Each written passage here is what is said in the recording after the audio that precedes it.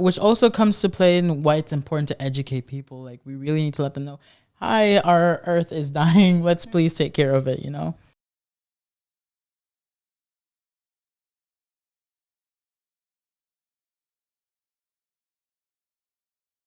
The opinions expressed in this podcast do not represent the views of the Organization of American States, its Secretary General, or the member states. Keep listening to learn more of this new episode.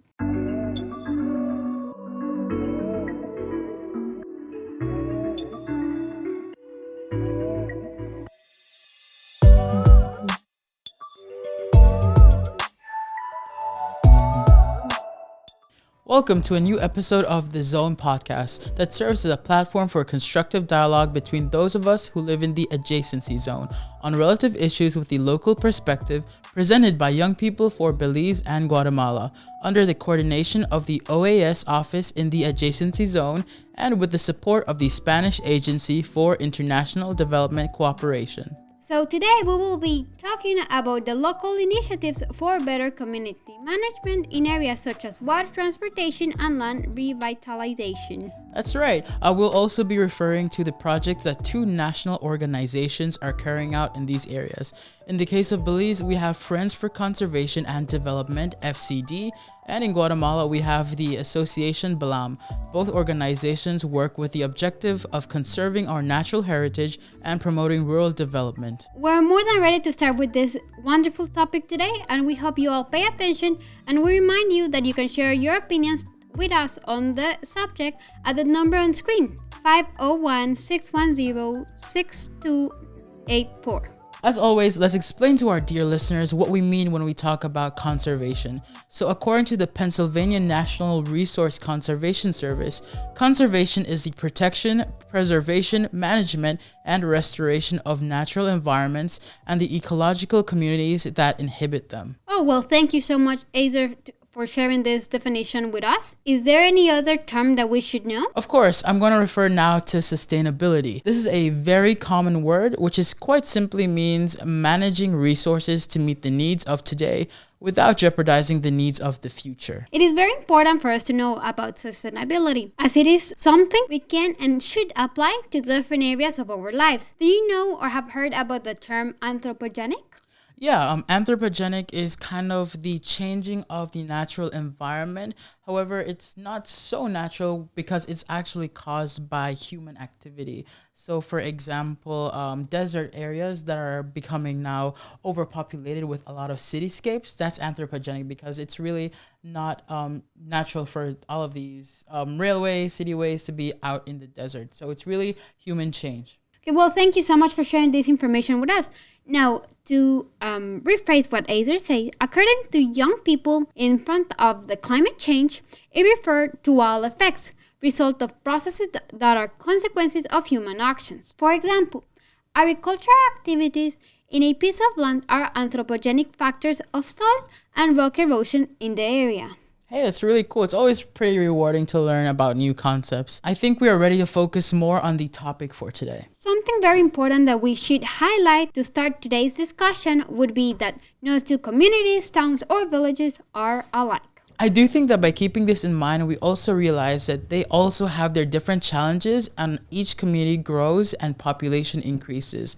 There are challenges such as waste management and pollution. Yes, and we must understand that those changes are the result of rapid population growth without planning. It must be recognized that this rapid growth is actually taking place all over the world. According to the World Bank, 70 out of 100 people in the world will live in cities by 2050. Wow, I mean, this is a really interesting and impressive data we have right here. Now, we're seeing here that around 2050 persons will be living on the city. Now, what do you think about the city life? City life's pretty cool. I definitely think people are attracted to it in terms of the convenience. It's basically having everything at your fingertips all at once. But I personally do prefer living in smaller towns, big open spaces. I feel like that's just where I could be more relaxed and have that calm and quiet environment that me and my family just really enjoy so much. That's right. I mean, I personally have already lived in the city, and it's quite complicated because, yeah, as you said, we can get everything like really close, and I had my job nearby, university nearby, but there was once I remember I lived around, I don't know, 10 kilometers maybe from where I was staying, and then there was once it took me 3 hours to get home, 10 kilometers. Wow. Why? Traffic? Yeah, because it was raining and then the traffic, so it was traffic. I guess that's something that comes with really overpopulated cities like that. There's just so much traffic, and I think, like we mentioned before, it is very important for all these larger cities, mega cities, to have plans and action to be able to accommodate so much people. Yeah, most definitely. Now, to continue with today's topic, we'll be talking about different transformative actions in the area of water, housing, and soil revitalization can lead our communities to be examples of sustainability. Now, what do you think has been the effect of our anthropogenic footprint in relation to water? I think everyone, or at least I would hope those listening to us today, know the importance of water. And even though we live in towns along the Mopan River, you can see the impact of our communities on water systems, distribution, and pollution. Now, I have a really good example here.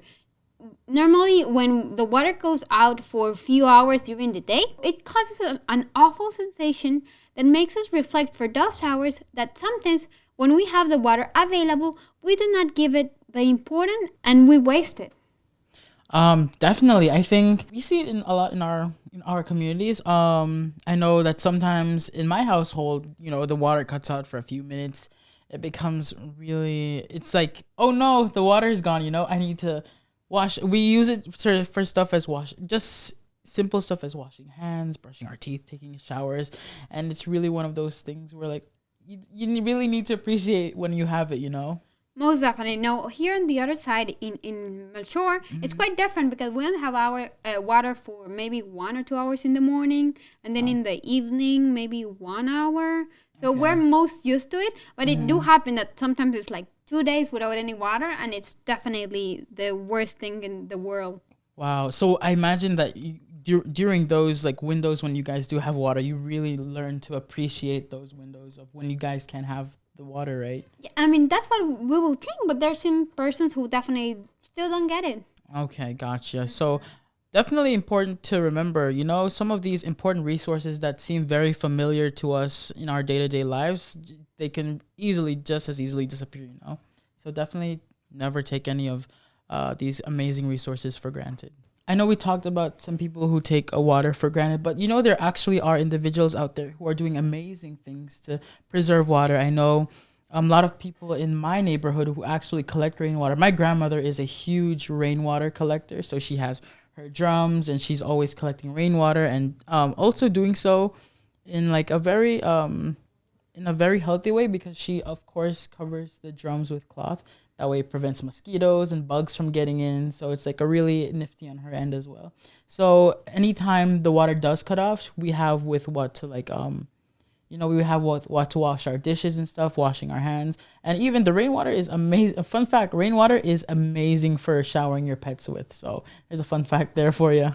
Yeah, most definitely. No, another thing is, for example, we're talking about how here in Melchor we don't have water that, all day, but there are some villages that they don't have water at all. So normally what they do, there are some places where you can actually do a well.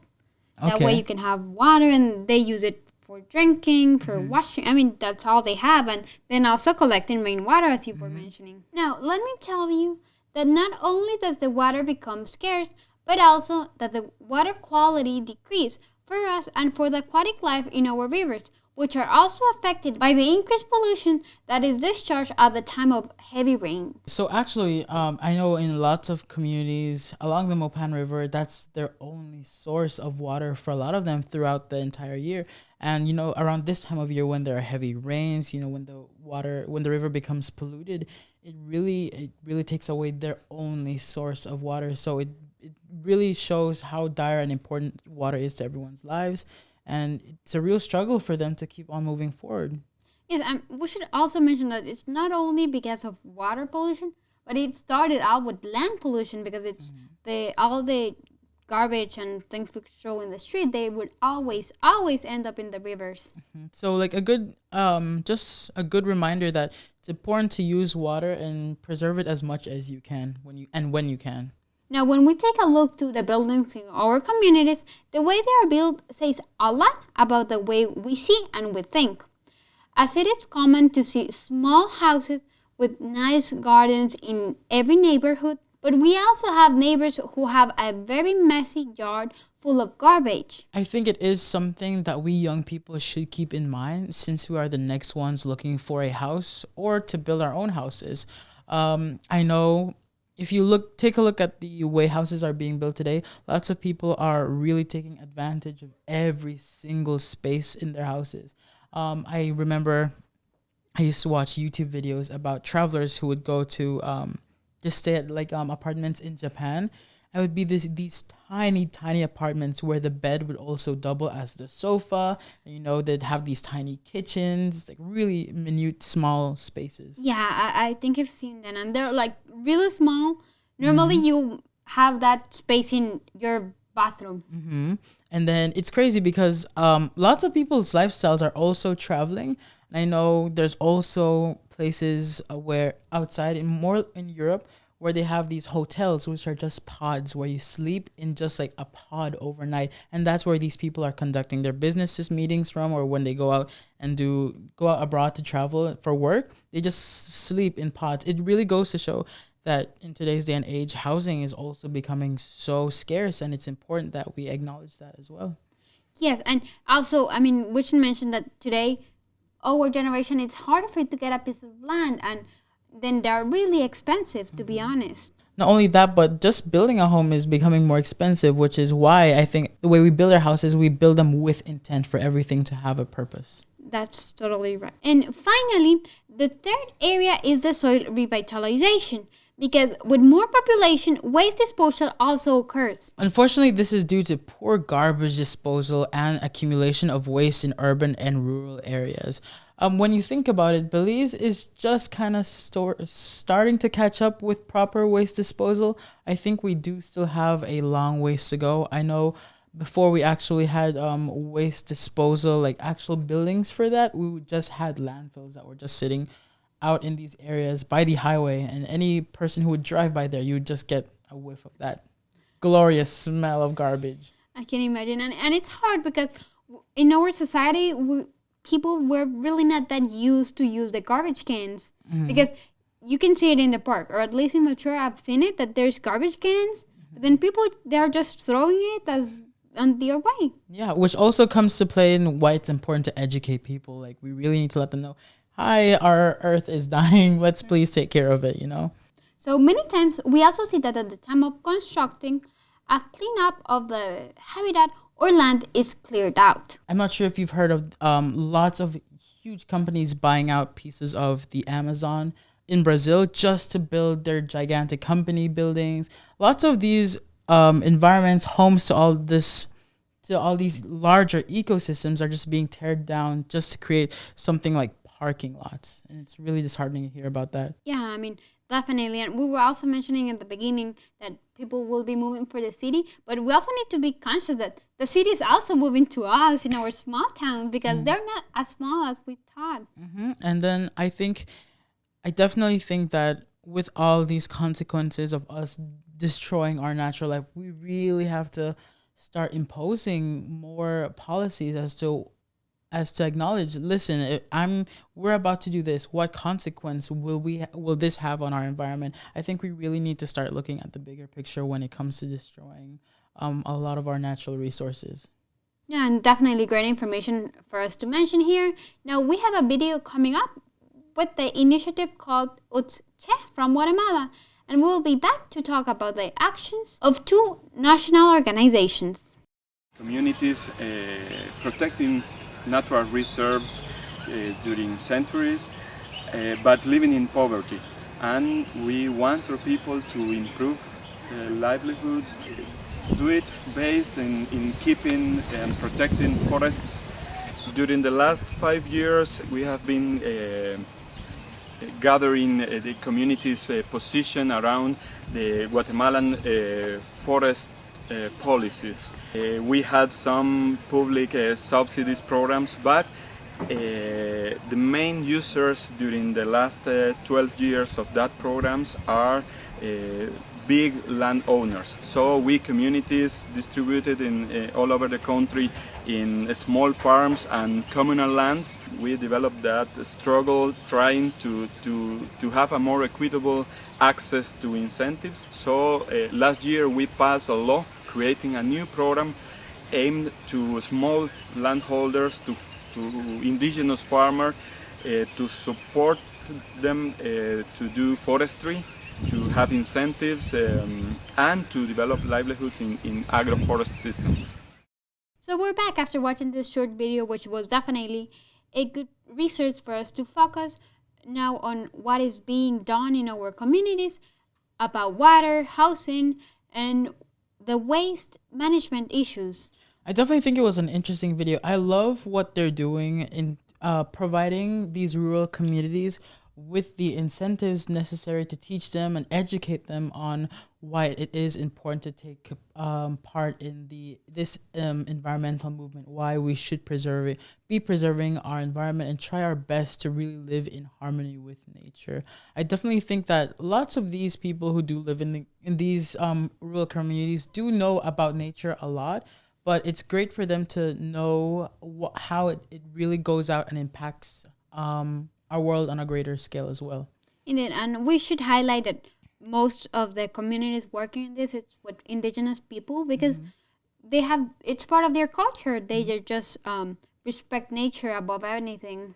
Definitely. And also one thing that they also did mention was that they were providing them with information necessary, like education on agroforestry, which I think is pretty cool. You know, not many people from rural environments would have the opportunity. So it's great that they have access to this new set of tools and information. And hopefully it does allow them to really take on a different perspective on where they're living, you know.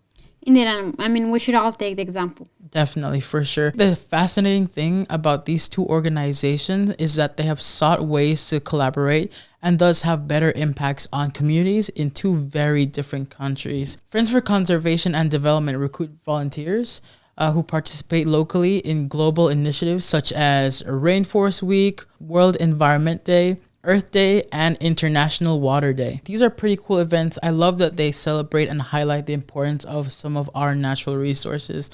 I know that for sometimes we don't. I know that for sometimes the Rotaract Club of Benqueviejo, for example, they take the time to celebrate Environment Day by just like sharing out posts and spreading awareness as well. I do think Oceana in Belize also acknowledges World Water Day, which I think is pretty cool. How about Guatemala? Do you know if they do anything to acknowledge these days? Well, in Guatemala, yes, but here directly or specifically in Melchor, people are really not much aware of these days, or maybe they know, but they just don't really understand what's the main point of celebrating these days. And then I think it also comes back into play, just spreading awareness. I feel like that is also a really helpful thing to do. Flyers, social media posters, sharing around a video links, just making people aware can sometimes have a really huge impact. I'd like to tell our listeners about Asociación Balam in Guatemala, which is a non-governmental organization that was created with the objective of promoting rural development through the strengthening of development of education, food security, nutrition, and reproductive health projects. It's good to know that there are organizations that are active in making our communities more sustainable for the future. And here's another informative report on Yaxha's experience in Belize. We'll be back with the last segment of this episode.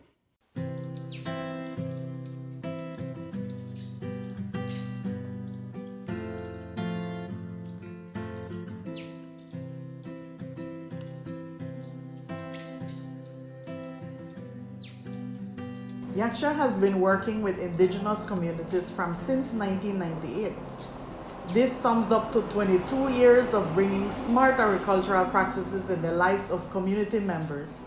Here at Yaxha, we promote agroforestry, ingali cropping, and beekeeping, all comprised of sustainable farming practices that communities are now using to generate income for their families. We are proud to say that we work with 120 farmers and their families in the Maya Golden Landscape that are now benefiting from such practices, whether that be the development of value-added products such as cacao nibs, cocoa powder, chocolate, raw honey, etc. There is indeed a drive to balance harmony between nature and human development for the benefit of both. Nuestra tierra, nuestros bosques, gobernanza forestal de pueblos indígenas y comunidades is one of the many contributors to the work that Yaksha does with communities in the Maya Golden Landscape. We take the opportunity to thank them for their many contributions towards the work that Yaksha exercise in the Maya Golden Landscape.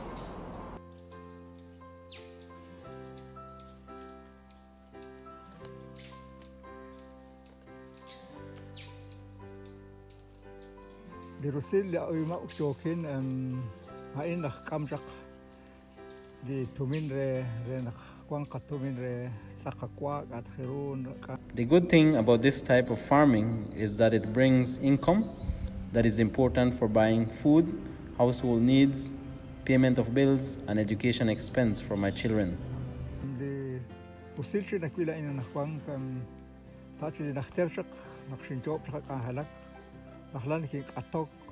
Another benefit of doing this farming is that it is different from what I used to do in the past, where I clear and burn forest for milpa, and every year I needed to clear for a new plot and use herbicide. Now I see what I'm doing is better. I feel like I know I'll benefit out of the cacao because I not tried it yet.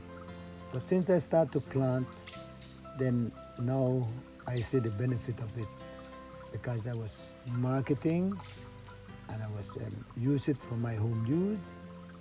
I make chocolate and I do my chocolate drink and everything it's benefit me. One day when I was starting to think about farming, I feel like I will not benefit out of it, but now I could see the benefit out of it because I sell my cacao and even the company buy it from me fresh, and also I dry some for myself for home use. I say I will quit to use the chemicals. So I say I will go organic for my health, for my family health. So and I think about it. So I totally change. So I start to do farming organic now. So I do my cacao organic, I plant whatsoever I do, my corn organic, my beans organic, my coffee organic, my everything, my cane, everything is organic, so no longer I use chemical.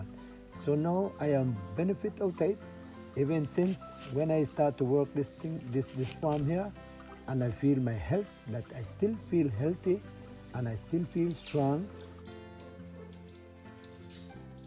Sain sa nakakain na pwede pa sulong kaya sain makaya pa halaw makaya pa kaya ketso makaya pa ak makaya pa.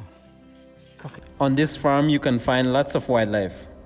This includes gibnut, chachalaka, pikiri, monkeys, and the agouti that walks around and eat fruits. There are a lot of wildlife that eat under the canopy.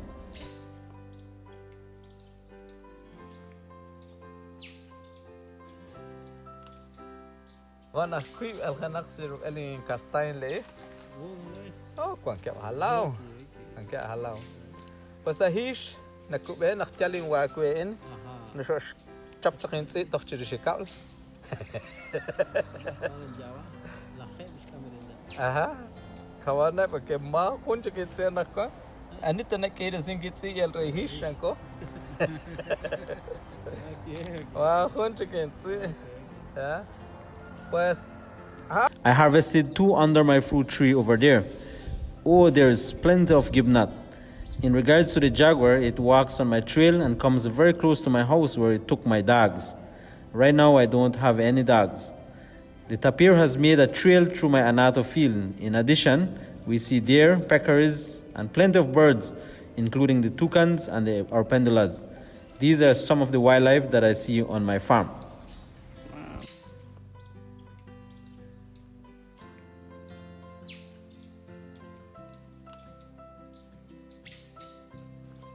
March. In March too, you harvest. Yeah, while I harvest the beans and then I harvest the anato together. Right now you're harvesting the cow. Right now I'm harvesting cacao right now. I have, every week I harvest 3 to 4 buckets of cacao, and then I used to sell it to organization, but they stop by, but I dry my own cacao. I sell it for $3 a pound right now. This market is there.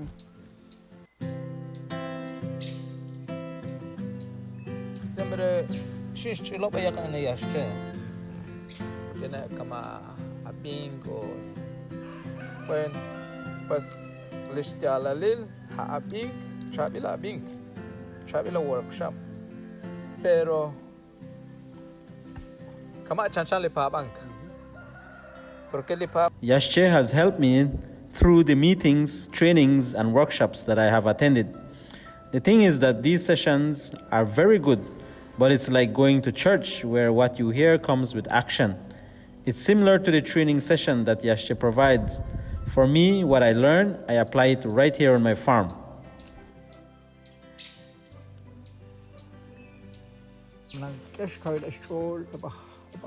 Farmers I encourage farmers throughout Belize to get into this type of farming because it's easy to do and it's for the long term. You will be harvesting and selling throughout the year, which brings not a lot of money, but enough. All right, so that was a pretty interesting video. I loved it. I think one of the standout highlights to me was the way the farmer was actually able to farm sustainably, and through that he was actually able to would make his livelihood. He was able to pay off for his students' education, pay off just his living expenses, which I think is pretty cool. And goes to show that you can be environmentally sustainable while also making a livelihood for yourself. It's not only about harvesting, but also knowing what to harvest, because each plant will take different minerals from the soil. So you need to give the soil time for it to recover those minerals, which is losing, instead of just doing one kind of plant, for example, with the milpas he was saying. Definitely. And I think with creating these milpas, it just cuts out a lot of ecosystems, cutting down a lot of trees, which causes a lot of other environmental problems, like such as erosion when you think about it. And if you're burning all of these trees down to make fields, then you're also creating a lot of carbon in the air, and then you're causing forest fires. You're destroying, you're killing flora and fauna. It's like there's more than one problem when it comes to unsustainable farming. Something else that was really cool is that we were able to see these farmers who once were farming in maybe an unsustainable way go about and change the way they conduct their craft, really. So it goes to show that there are possible ways for you to take what you're doing and make it work towards protecting the environment. I believe the impacts of climate change include increased droughts or heavy rains, such as we have been seeing recently.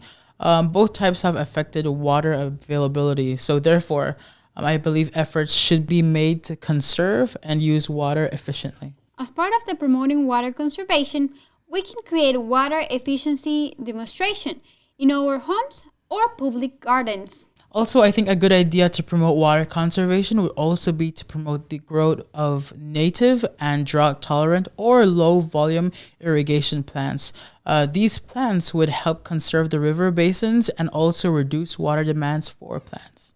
In addition to all this you were mentioning, we can also continue to provide educational resources to encourage residents in our communities to collect rainwater, as we were mentioning previously. Yeah, so switching the topic to possible methods of soil revitalization, one of the most common actions is cleanups in our communities, whereby performing these activities, we create awareness to turn these places into sustainable and welcoming productive environments. Benke, I think, is a bit more fortunate in that area, where we do have a few youth groups around in town that actually go out and conduct riverside cleanups, which is pretty cool. But similar to what you mentioned, there can be cleanups conducted, but are we really targeting the issue, which is people, going to the riverside and polluting it, right? So definitely it's something, there's stuff we could do, but how do we prevent this completely, And also, to any of our viewers who are watching, if you guys know of any initiatives that are going on in your communities that are helping to protect our waterways, definitely drop a comment and let us know what's going on. And we'd love to hear what you guys have to say. So having that said, what is certain is the governments can also accelerate and advance these initiatives we mentioned. But for now, it's always good to start planning and look for other young people who have the same interests and become part of the change we need. We've reached the end of this episode, and we hope that you have learned a new fact, because we definitely did, and that you will put into practice what most caught your attention in this episode. We'd also like to thank the Spanish Agency for International Development Cooperation and the Organization of American States for the space for dialogue between young people from Guatemala and Belize. We invite you to follow us on Twitter at OEA Belize Guate. Stay tuned for more and subscribe to receive notifications about the next episode of the Zone Podcast. It was a pleasure and have a wonderful day. Bye.